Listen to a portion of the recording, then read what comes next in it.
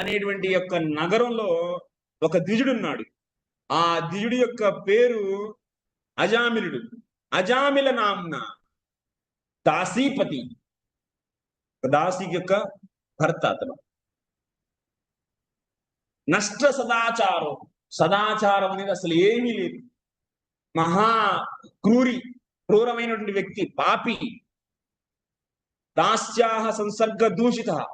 ఆ దాసి అంటే ఏంటి? ఆమె వేశ్య. యాక్చువల్లీ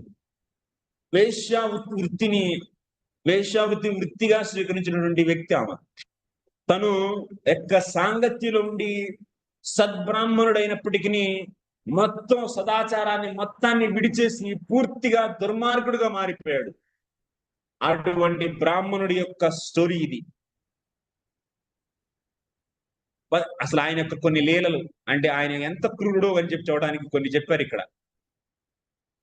వంద్యక్ష కైతవైశ్చౌర్యైర్గర్హితం వృత్తిమాస్థితః బిభ్రత్ కుటుంబం అశుచిర్ యాతయామాస దేహినః. సో తన యొక్క కుటుంబాన్ని పోషించడం కోసం నేనేం చేసేవాళ్ళు? వృత్తిమాస్థిత బిభ్రత్ కుటుంబం అశుచిర్. అసలు నీచమైన పనులు అనేవి ఏవైతే ఉంటాయో సమాజంలో, ఘోరాతి ఘోరంగా నీచమైన పనులు ఏవైతే ఉంటాయో అన్ని పనులు చేసి తన యొక్క కుటుంబాన్ని పోషించుకునేవాడు. అంటే అలా మార్గాన్ని బాటసార్లు వెళ్తూ ఉంటారు వ్యాపారులు, వాళ్ళందరి వ్యాపారుల మీద ఇట్లా సడన్ గా దాడి చేసి వాళ్ళని ప్రాణాలని మొత్తం వాళ్ళని చంపేసి వాళ్ళ యొక్క ధనాన్ని దోచుకునేవాడు. ఒక బ్రాహ్మణుడై ఉండి ఒక వేశ్య యొక్క సాంగత్యంలో తన పట్ల కలిగినటువంటి ఆకర్షణ వల్ల సదాచారాన్ని మొత్తాన్ని కోల్పోయి తన యొక్క కుటుంబాన్ని పోషించుకోవడం కోసం సాటి వ్యక్తిని, మానవత్వం ఏమి లేకుండా మనుషుల్ని చంపి తన యొక్క కుటుంబాన్ని పోషించుకునేవాడు. ఏవం నివసతస్తస్య లాలయానస్య తత్సుతాన్ కాలో త్యాగాన్ మహాన్ రాజన్ నష్టశీత్యాయుషః సమాః. సో ఈ విధంగా తన యొక్క పుత్రుల్ని, తన యొక్క సంతానాన్ని ఈ విధంగా ఆయన పోషించుకుంటూ ఉన్నాడు. అయితే ఏం జరిగిందంటే, నేను స్టోరీ జంప్ చేసేస్తాను.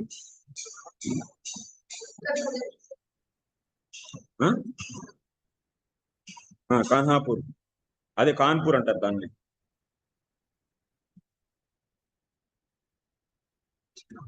అయితే ఒకసారి ఏం జరిగిందంటే, దూరే క్రీడన ఆసక్తం పుత్రం నారాయణ హ్వయం ప్లావితేన స్వరోచ్చైర్ ఆజుహ్వావా కులేంద్రియః.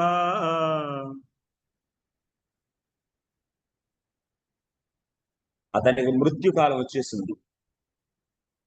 అతని వయస్సు 88 సంవత్సరాలు ఇప్పుడు. అలా తన యొక్క పుత్రుడు, చివరి పుత్రుడు, ఎంతో మంది పుత్రులు ఉన్నారు, ఆయన పుత్రులు, కొంతమంది ఆమె పుత్రులు. ఎందుకంటే ఆమె తన వేస్ట్ కాబట్టి ఎవరు పుట్టారో కూడా తెలియదు. ఎక్కడెక్కడో తిరిగి వచ్చేది, పుత్రులు అయితే ఇక్కడ పుట్టించేది. మన అజామిలుడు కష్టపడి పెంచేవాడు అన్నమాట. సో తనకి తెలియదు ఎవరు పుత్రులు. అయితే లాస్ట్ ఒకడు చిన్నోడు, 4 ఏళ్ల పిల్లోడు అన్నమాట. వాడి పేరు నారాయణ. వాడి పట్ల చాలా మోహం ఇతనికి. నారి నారి అని చెప్పి పిలుస్తూ ఉండేవాడు అన్నమాట. నారాయణ అని చెప్పి పూర్తిగా పిలిచేవాడు కాదు ఒక్కోసారి, ఎందుకంటే ముద్దు ముద్దుగా ఉండేది కదా చిన్నోడు. సో 4 ఏళ్ల పిల్లోడు నారాయణ, నారి, నారా ఎట్లా పడితే అట్లా పిలుస్తూ ఉంటాడు. రోజు కూర్చొని అన్ని, అంటే బ్రాహ్మణుడు అయినప్పటికీ పూర్తిగా మాంసాహార భక్షణం చేసేవాడు. బాగా మంచిగా నవిలి తన నోట్లో పెట్టేవాడు అనమాట. అంత ప్రేమ. ఇవన్నీ ఎక్కడి నుంచి ఉండేవంటే ఇందులోనే ఉన్నాయి చెప్తున్నాను. సో అలా పుత్రుడి పట్ల విపరీతమైనటువంటి మోహం. అయితే ఒకసారి మృత్యు అనేది వచ్చేసింది. ఇక యమకింకరులు పెద్ద పెద్ద మొహాలు, నల్లగా ఉన్నాయి, నల్లటి చర్మం, తెల్లటి గుడ్లు అనమాట. ఇలా పెద్ద పెద్ద కూరలు చూస్తుంటేనే వికృతంగా ఉన్నారు, లావుగా ఉన్నారు, పొట్ట ఎంత పెద్దది, చూస్తేనే భయంకరంగా ఉంది ఆ ఫేస్. అలాంటి వాళ్ళు ముగ్గురు వచ్చారు పట్టుకోవడానికి అజామిలుని. ఎందుకంటే మనస వాచ కర్మణ, మనస్సుతోనూ పాపాలు చేశాడు, శరీరంతోనూ పాపాలు చేశాడు, కర్మ కర్మతోనూ అనేక రకాలైనటువంటి మనస వాచ కర్మణ, మనసుతోనూ వాక్కుతోనూ చేష్టలతోనూ అన్ని విధాలుగా పాపాలు చేశాడు. సో ఈ విధంగా అన్ని రకాలుగా పాపాలు చేసి ఉండటం వల్ల ముగ్గురు వచ్చారు. కేవలం మనసుతో పాపాలు చేస్తే ఒకళ్ళే వస్తారు. మనస వాచ రెండిటితో పాపాలు చేస్తే, మనసుతో వాక్కుతో కనుక పాపాలు చేస్తే ఇద్దరు వస్తారు. చేష్టలు కూడా ఉంటే కనుక పాప చేష్టలు ముగ్గురు వచ్చేస్తారు. ముగ్గురు కంటే ఎక్కువ రారు. ఒకరిని పట్టుకుపోవడానికి ముగ్గురు చాలు. వేసి లాగుతారనమాట లోన. యమపాసం వేసి ఉచ్చు లోన నుండి శరీరాన్ని గట్టిగా లాగుతారు. అయితే ముగ్గురు యమకింకర్లు ఇలా భయంకరమైనటువంటి దేహాలతో, ఆ రూపం ఎంత భయంకరంగా ఉందంటే అజానుడు కనపడగానే భయపడిపోయాడు. దగ్గరలో నారాయణుడు ఉన్నాడు. సో నారాయణుడికి ఏమైనా అయిపోయిద్దామని చెప్పి తన కొడుక్కి భయంతో వాణ్ణి రక్షించుదామని చెప్పేసి నారాయణ వివశ అంటే పుత్రుడి పట్ల ఉన్నటువంటి విపరీతమైనటువంటి మోహం వల్ల నారాయణ అని చెప్పి ఒక్కసారిగా అలా పిలిచాడు అనమాట. నారాయణ అని చెప్పి పిలవంగానే వెంటనే అప్పుడు 4 అక్షరాలు నా రా యా నా, కాబట్టి 4 అక్షరాలకి 4 విష్ణుదూతులు వచ్చేసారు. వెంటనే సో నారాయణ అని వినగానే ఆ శబ్దం వెంటనే నారాయణుడు ఏం చేశాడు, ఒరే నా భక్తుడిని వాళ్ళు పట్టుకుపోతున్నారా బాబు వెళ్ళండి అని చెప్పేసి విష్ణుదూతలు 4 పంపించేస్తాడు ఆయన. వీడు పిలిచింది అజామినుడు ఎవరిని పిలిచింది నారాయణ అని చెప్పి కొడుకుని పిలిస్తే పలికింది ఎవరు, విష్ణు భగవంతుడు. ఇదేంటయ్యా విచిత్రం, పిలిచిందేమో కొడుకుని, పలికిందేమో భగవంతుడు. వెంటనే భగవంతుడు 4 విష్ణుదూతలను పంపించారు. వాళ్ళు వచ్చారనమాట. వచ్చి అడుగుతున్నారు. ఫస్ట్ అడగడం కాదు, ముందర ఈ యమపాసం తీసేయండి. ఏయ్ ఎవర్రా మీరు, ఈ అజామిల్ని తీసుకెళ్ళేంత ధైర్యమా మీకు అని చెప్పేసి ఈ విష్ణుదూతలు యమదూతలను అంటున్నారు. యూయం వై ధర్మరాజస్య యది నిర్దేశకారిణః భూతధర్మస్య నస్తత్వం యచ్చ ధర్మస్య లక్షణం కథం సిద్ధ్రియతే దండః కిం వాస్య స్థానమీప్సితం దండ్యాః కిం కారిణః సర్వే అహో స్విత్కతిచిత్ నృణాం. బాబు, ఓ యమదూతల్లారా, మీరు యమధర్మరాజు పంపితే వచ్చారా? మీకు ధర్మం, ధర్మరాజు ఆయన ధర్మానికే రాజు, ఆయన యొక్క భటులు కాబట్టి మీరు పెద్ద ధర్మాత్ములు. అంటే మీకు ధర్మం గురించి బాగా తెలుసు. అందుకే ఇప్పుడు ఇతన్ని పాపి అని చెప్పేసి మీరు తీసుకెళ్లాలని చెప్పి నిర్ణయించుకొని వచ్చారు. అసలు మీరు ధర్మం అంటే ఏంటో చెప్పండి చూద్దామని చెప్పి అడిగారు అనమాట ఈ విష్ణుదూతలు. ఎంత గొప్ప ధర్మాత్ములు మీరు, చెప్పండి రా బాబు మీ ధర్మం డెఫినేషన్ అని చెప్పి అడిగారు అనమాట. అజామిలుని మీరు ఎలా పాపి అంటారు? అజామిలుడు పాపి కాదు. ఎవరంటున్నారు? విష్ణుదూతలు. యమదూతలు ఏమంటున్నారు? ఇంత ఘోరమైనటువంటి పాపాలు చేశారే ఈయన, ఇంత ఘోరమైన పాపాలు చేశారు, ఈ కళ్ళు కనపట్లేదా మీకు అని చెప్పి స్టార్ట్ చేశారనమాట. వేద ప్రణహితో ధర్మ ధర్మస్య తద్విపర్యయ. వేద ప్రణహితో ధర్మ. ధర్మం అంటే వేదం ద్వారా ప్రతిపాదించబడిందే ధర్మం. తద్విపర్యయో అధర్మ. వేదం ద్వారా ఏదైతే ప్రతిపాదించబడలేదో, ఏదైతే నిర్ణయించబడలేదో అది మొత్తం అధర్మం అని చెప్పారు. చెప్పి వేదో నారాయణ సాక్షాత్ స్వయంభూరితే సుశ్రుమ. అయ్యా విష్ణుదూతలారా, నారాయణుడే ఈ సమస్త వేదాలు. ఆ యొక్క వేదాల ద్వారా ప్రతిపాదించబడిందే ధర్మం అని చెప్పి ఈ ధర్మాన్ని మనకి సాక్ష్యం ఎవరు? ఒక వ్యక్తి ధర్మం చేస్తున్నాడా లేదా, అధర్మం చేస్తే దానికి సాక్ష్యం ఎవరంటే సూర్యో అగ్ని కమ్మరు గావ సోమ సంధ్యాహనీ దిశ కంపుః కాలో ధర్మో ఇతి హ్యేతే దైహ్యస్య సాక్షిణః. అధర్మాన్ని ఎవరైతే చేస్తారో ఆ యొక్క వ్యక్తి యొక్క అధర్మాన్ని చూసేందుకు సాక్షులు ఉన్నారండి. ఏమంటున్నారు యమదూతలు? మేము మా అంతటి తీసుకుని వెళ్ళట్లా, మా అంతటి మేము నిర్ణయించలే ఇతను అధర్మి అని. మాతో పాటు అధర్మాన్ని చూడటానికి చాలా మంది ఉన్నారండి. ఈ సూర్యుడు, చంద్రుడు, అగ్నిదేవుడు, వాయుదేవుడు, వరుణదేవుడు వీళ్ళందరూ కూడా సాక్షులే. వీళ్ళందరూ కూడా సాక్షి చెబుతారు వచ్చి, నీకు కావాలంటే ఈ యొక్క అజామిలుడు అధర్మి అని చెప్పి నిరూపించడానికి. ఏదో అంటే సాక్ష్యం లేకుండా ధర్మరాజు కూడా దండన ఆయనకు కూడా సాక్ష్యం కావాలి. నాకు తెలిసింది నువ్వు తప్పు చేసావు అని చెప్పేసి ఆయన మోనోపాలి అనేది అక్కడ నడవదు. అందుకనే సాక్షులు కావాలి. కాబట్టి వీళ్ళందరూ సాక్షులు అనమాట. సూర్యుడు, చంద్రుడు, అగ్నిదేవుడు, వాయుదేవుడు వీళ్ళందరూ కూడా. అయితే అందుకు అదే విషయం చెప్తున్నారు ఇక్కడ. వీళ్ళంతా సాక్ష్యము కావాలంటే వాళ్ళైనా వచ్చి చెప్తారు. వీడు మహాపాపి, అసలు వీడు ఎంత ఘోర పాపి తెలుసా అసలు మీకు అని చెప్పి అతను వృత్తాంతం స్టార్ట్ చేశారు. అతను వృత్తాంతం స్టార్ట్ చేసి చెబుతున్నా, అయం హి శృతి సంపన్న శీల వృత్త గుణాలయ ధృతవ్రతో మృదుర్దాంత సత్యవాన్ మంత్ర విచ్చుసి. అసలు ఎంత మంచివాడో తెలుసా అసలు ఇతను, ఈ అజామిలుడు. సద్బ్రాహ్మణుడు, శృత సంపన్న, వేదాలు నిరంతరం స్వాధ్యాయనం అనేది చేసేవాడు ఇతను. నిత్యము కర్మలో స్వాధ్యాయము, వేదాధ్యాయనం చేసేవాడు. శీలవృత్త గుణాలయ, సమస్తమైనటువంటి మంచి గుణాలతో నిండినటువంటి వ్యక్తితను. ధృతవ్రత, వ్రతాన్ని చేపట్టి ఎప్పుడు దాన్ని సరైనటువంటి కాలంలోనే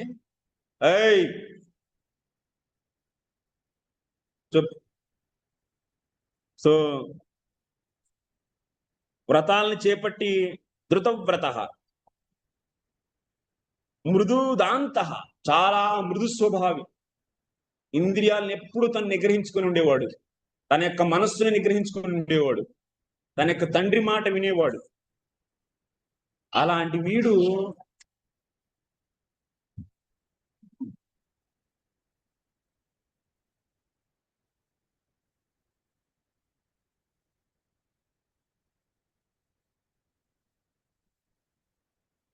అయితే వీడు చెప్తున్నారు యమదూతలు వాళ్ళకి, విష్ణుదూతలకి. వీడు ఒకసారి ఏం చేశాడంటే, మంచివాడే, చాలా మంచి బ్రాహ్మణుడు అయినా సరే ఒకసారి కట్లు కొట్టడానికి సమిత్ పాణి, సమిత్ మీన్స్ అంటే మన యజ్ఞంలో వాడే కలప ఏదైతే ఉండేదో వంట చెరుకు, దాన్ని సమిత్ అంటారు. అవన్నీ కలెక్ట్ చేయడానికి అడవి పోయాడు. అడవికి వెళ్తే దదర్శకామినం కశ్చిత్ శూద్రం సహా భుజిష్యయ పీత్వా చ మధుమైరేయం మదాఘూర్ణిత నేత్రయ. అప్పుడైతే ఇతను వచ్చేటప్పుడు అడవి నుంచి అక్కడ దారిలో ఒక విషయాన్ని, ఒక సంఘటన చూశాడు. ఆ సంఘటనలో ఏమైంది? దదర్శ కామినం, ఒక స్త్రీ, ఒక దాసి, ఒక వేశ్య, ఒక శూద్రుడితో సంభోగిస్తూ ఉంది. వాళ్ళిద్దరూ పీత్వా చ మధుమేరేయం. సో ఆ యొక్క మద్యపానాన్ని సేకరించారు వీళ్ళు. ఆ యొక్క మద్యపానాన్ని సేవించి మద్యపానాన్ని సేవించి ఆ యొక్క మత్తులో ఇద్దరు రాసక్రీడలు అంటే సంభోగం అనేది చేస్తూ ఉన్నారు. మత్తయా విశ్లతన్నివ్యా వ్యపేతం నిరపత్రపం క్రీడం తను గాయంతం. ఆడు పాడుతూ ఉన్నారు అక్కడ. ఆ పొదల్లో ఆ కొంచెం కొంచెం కనపడతా ఉంది. ఇలా నడుచుకుంటూ వెళ్తున్నాడు అజామిలుడు. విన్నాడు ఇదంతా, ఈ సౌండ్లు ఏంటా అని చెప్పి చూశాడు. చూస్తే ఇక అక్కడ అశ్లీలమైనటువంటి చిత్రం అక్కడ కనపడుతుంది అతనికి. అప్పుడు ఏమనిపించింది ఆ అజామిలుడి యొక్క మనస్సు? దృష్ట్వాతాం కామలిప్తేన బాహునా పరిరంభితాం జగామహృచ్చవశం సహసైవా విమోహితః స్తంభ్యనాత్మనా ఆత్మానం యావత్ సత్వం యథాశ్రుతం నశశాక సమాధాతుం మనో మదన వేపితం. ఇతను మంచి బ్రాహ్మణుడు అంటే ఏంటి? యమ నియమ బ్రహ్మచర్య వ్రతం, ఇంకా అన్ని శమము దమము అన్ని నియమాలు పాటిస్తున్నాడు. అంటే జ్ఞాన మార్గం అంతా ఫాలో అవుతున్నాడు ఈయన. జ్ఞాన మార్గాన్ని అనుసరించి ఏ పనులైతే చేయాలో అన్ని చేస్తున్నాడు. పాప జీవితానికి దూరంగా ఉన్నాడు. కానీ ధ్యాయతో విషయాన్ని పుంస. ఇప్పుడు ఏమైంది? ఒక సంఘటన ఎదురొచ్చింది. తన యొక్క కళ్ళు ఇప్పుడు ఆ అశ్లీల చిత్రాన్ని చూస్తూ ఉన్నాయి. అది హృదయంలోకి ప్రవేశించేసింది. ఆ చిత్రం ప్రవేశించి మదన వేపితం, తన యొక్క మనస్సు వేగిపోయింది అనమాట. మనోమదన వేపితం. ఆ కామదేవుడి యొక్క అజామిలుడి యొక్క హృదయాన్ని కాల్చేశాడు కామంతో. మరి ఒకవైపు ఆ జ్ఞాన సాధనాల యొక్క బలం వల్ల ఆ గుర్తొచ్చి, అరే ఇది పాపం జీవితం. ఎందుకంటే మన అజామిలుడికి ఆల్రెడీ పెళ్ళైపోయింది. మంచి సుందరమైనటువంటి యవ్వనంలో ఉన్నటువంటి భార్య కూడా ఉంది. అయ్యో ఇది నా తప్పు, నేను ఇలా చూడకూడదు, ఇటువంటి వేశ్య పట్ల నాకు ఆసక్తి కలగకూడదు, అలాంటి ఆ అశ్లీలమైనటువంటి చిత్రం దృశ్యాన్ని నేను చూడకూడదు అని చెప్పి ఒక సైడు ఈ యొక్క జ్ఞానం వల్ల మంచి కర్మలు మంచిటువంటి జ్ఞాన సాధనాలను అవలంబించడం వల్ల తనలో మంచితనం ఉండటం వల్ల ఆ మంచితనం నిడుతూ ఉంది, పద ముందరికి అని. కానీ ఇంద్రియాలు డైరెక్ట్ గా ఆ యొక్క చిత్రాన్ని చూస్తూ ఉన్నాయి. మరి ఇంద్రియాలని ఈ మనసుతో లాగలిగాడా? మనోమదన వేపితం. మనస్సు రేగిపోయింది ఆల్రెడీ అప్పటికే. పూర్తిగా ఆ యొక్క చిత్రానికి అంకితం అయిపోయింది, ఆ దృశ్యానికి. స్తంభయన్ ఆత్మన ఆత్మానం యావత్సత్వం యథాశ్రుతం. ఏవైతే విన్నాడో మంచి మాటలు, అన్ని మాటల్ని గుర్తు చేసుకొని ట్రై చేస్తూ ఉన్నాడు, ముందరికి వెళ్ళిపోదాం అని. కానీ వెళ్ళలేకపోయాడు. నశశాక సమాధాతం. ఈ కామంతో రేగిపోయిన ఈ మనస్సుకి ఆయన సమాధానం ఇచ్చుకోలేకపోయాడు. మనస్సు వెళ్తూ ఉంది, అదే చూద్దాం అదే చూద్దాం అని. కానీ లోన్ నుంచి జ్ఞానం వల్ల కలిగినటువంటి ఆ యొక్క జ్ఞాన బోధ ఏదైతే ఉందో ఆ బోధ జయించలేకపోయింది ఈ యొక్క మనస్సుని. అయ్యో ఏమైపోయింది చూడండి. తన్నిమిత్త స్మరవ్యాజ గ్రస్తో విచేతన తామేవ మనసాధ్యాయన్ స్వధర్మాత్ విరరామ. ఇంకా అదే తలంపు, ఆ వేశ్య ఆ యొక్క శుద్ధులతో ఏ విధంగా సంభోగిస్తుందో అదే ఘటన మనసులో మాటి మాటికి గుర్తొస్తూ ఉందన్నమాట. అలా ఆ విషయాన్నే స్మరిస్తూ ఇంటికి వెళ్ళాడు. ఇంకా ఆ భార్య యొక్క తన యొక్క అంత సుందరమైన భార్యలో ఏ సౌందర్యం కనపట్ల, మాటి మాటికి ఆ వేశ్య గుర్తొస్తుంది. ఎంత భయంకరంగా తయారయ్యాడంటే, నాకు ఈ భార్య వద్దు. మరి వేశ్యని సుఖపెట్టాలి అంటే వెంటనే రానిచ్చిద్దా? డబ్బులు కావాలి కదా. ఏం చేశాడు మనోడు? విప్రాం స్వభార్యాం అప్రౌఢాం కులే మహతి లంబితాం విసర్జా చిరాత్మాప స్వైరిణ్యాపాంగ విద్దదీహి. భార్యని వదిలేశాడు. ఇంకా పూర్తిగా ఆమెకి 18 ఏళ్ళు కూడా రాలేదు, ప్రౌఢ స్థితికి కూడా రాలేదు తను. సో అటువంటి భార్యని వదిలేశాడు. చాలా పతికి పూర్తిగా అంకితమైనటువంటి వ్యక్తి తను. ఆమె యొక్క మంచితనం ఏమీ కనపట్ల. వృద్ధమైనటువంటి తల్లిదండ్రుల యొక్క ఆస్తి ఏదైతే ఉందో ఆ ఆస్తి మొత్తాన్ని కూడాను మొత్తం అమ్మేశాడు. మొత్తం ఆస్తులన్నీ తన యొక్క మొత్తం ఆ తల్లిదండ్రులు ఏం చేశాడు, మొత్తం ఇంట్లోంచి బయటికి లాగేసి చెట్టు కింద పడేశాడు. రోడ్ల మీద పడేసి ఏమైంది, అలా పూర్తిగా అధర్మం. తన యొక్క ధర్మాన్ని విస్మరించాడు. నిత్య అగ్నిహోత్రం చేయడం వదిలేశాడు, వేదాధ్యయనం వదిలేశాడు, సంధ్యావందనం వదిలేశాడు, శాస్త్రాధ్యయనం వదిలేశాడు, భార్యని వదిలేశాడు, తల్లిదండ్రులు ఇంట్లోంచి బయటకు వెళ్ళగొట్టేసి ఆస్తి మొత్తం అమ్మేసి తీసుకెళ్లిపోయి వేస్ట్కి పెట్టేశాడు. వేస్ట్కి ఇంకా సరిపోలే, డబ్బు తీసుకురా లేకపోతే ఇంటికి రావు. ఇంకా తన్ని సంతోష పెట్టడం కోసం దొంగతనాలు చేయడం, చిన్న చిత్తగా దొంగతనాలతో స్టార్ట్ చేశాడు. ఎక్కడి దాకా వచ్చాడు అంటే మనుషుల్ని చంపేసి, సో దొంగతనాలు చేసి, దొంగిలించి, దోపిడీలు చేసి, తద్వారా ఆ వేశ్యని సుఖపెట్టడానికి ప్రయత్నం చేస్తూ ఉండేవాడు. చెప్పండి అయ్యా విష్ణుదూతలారా, ఇలాంటి మహాపాపిని తీసుకెళ్లి మేము నరకంలో వేయించుతాం. మీకేంటి సమస్య? ఇది వీళ్ళ పాయింట్. వాళ్ళేమో ధర్మం అంటే ఏంటి అని చెప్పి అడిగారు విష్ణుదూతలు. విష్ణుదూతలు ఏమంటున్నారంటే, వా ఘోరం అయ్యా ఘోరం, మీరు ఏంటి ధర్మరాజు యొక్క భటులు, ధర్మాన్ని చెప్పేది మీరు. ఎవరికైనా అధర్మం జరిగితే, వాళ్ళకి అన్యాయం జరిగితే వాళ్ళని మీరు న్యాయం చేసేవాళ్ళు. మీరు రక్షకులు, ధర్మ రక్షకులు మీరు. అలాంటి వాళ్ళ నుంచి ఇలాంటి మాటలు వింటున్నామేంటి మేము అని అంటున్నారు విష్ణుదూతలు. మీరే ఇంత అధర్మంగా వ్యవహరిస్తే, అమాయకుడైనటువంటి అజామిల్ని తీసుకెళ్లిపోయి మీరు దండన విధిస్తే ఇంక ఎవరికి చెప్పుకోవాలి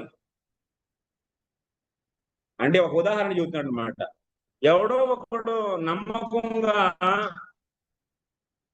వేరే వాడి యొక్క ఒళ్ళు అలా తలబెట్టుకొని పూర్తిగా నమ్మకం పెట్టి స్వేద తీర్చుకున్నాడు అనమాట. ఆ యొక్క ఒళ్ళో తన యొక్క సరసం పెట్టుకుని. ఎందుకు? వాడి మీద పూర్తి నమ్మకం. అలాంటి నమ్మకం పెట్టిన వ్యక్తిని అలా గొంతు కోసేస్తే ఎలా ఉండిద్దండి? ఎలా ఉండి? ఎంత ఘోరం అది, ఎంత భయంకరం. సో విష్ణుదూతలు అంటున్నారు, అయ్యో మిమ్మల్ని నమ్మి మీరే ధర్మం చెప్పేవాళ్ళని చెప్పి మీ మీద ఆధారపడితే వాళ్ళ గొంతులకు వస్తున్నారు. మీరు ఇంత అమాయకుడైన అజామిల్ని తీసుకెళ్ళిపోయి మీరు నరకంలో వేయించుతానంటే ఇంకెక్కడికి? ఒక పాపికి దండన తప్పిపోయినా పర్లా, శిక్ష మన యొక్క వ్యవస్థలో లోపం ఉండటం వల్ల ఒక దుర్మార్గుడికి శిక్ష పడ్డం తప్పిపోయినా పర్లా, కానీ ఒక మంచి వ్యక్తికి దండన, ఆమె చేయని తప్పుకి దండన అనేది పడకూడదు అన్నారు ఆయన. ప్రజానాం పితరోయే చ, విష్ణుదూతలు అన్నారన్నమాట. శాస్తార సాధవ సమా యది స్యాత్యేషు వైషమ్యం కం యాంతి శరణం రజాః.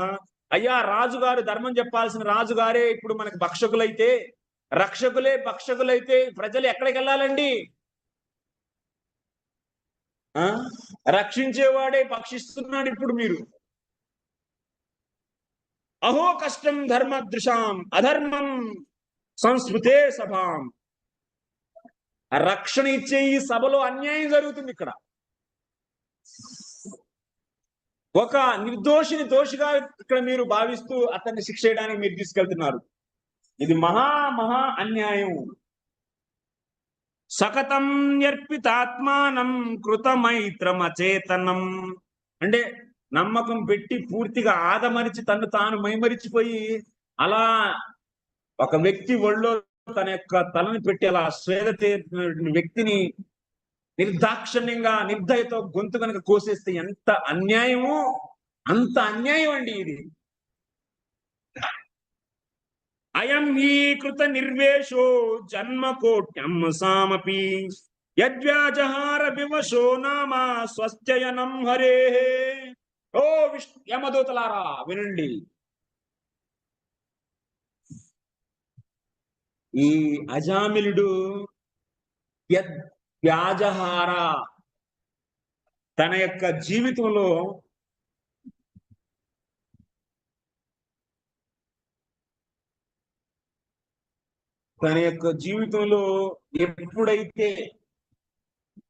ఎప్పుడైతే నారాయణ అని చెప్పి ఆ యొక్క నామాన్ని ఉచ్చరించాడో అప్పుడే మొత్తం పాపాలన్నీ వెళ్ళిపోయినాయండి. ఏ నామంతో అజామిలుడు పాపాలను వెళ్ళిపోయినాయంట? ఎప్పుడు ఇచ్చిన నామం అది?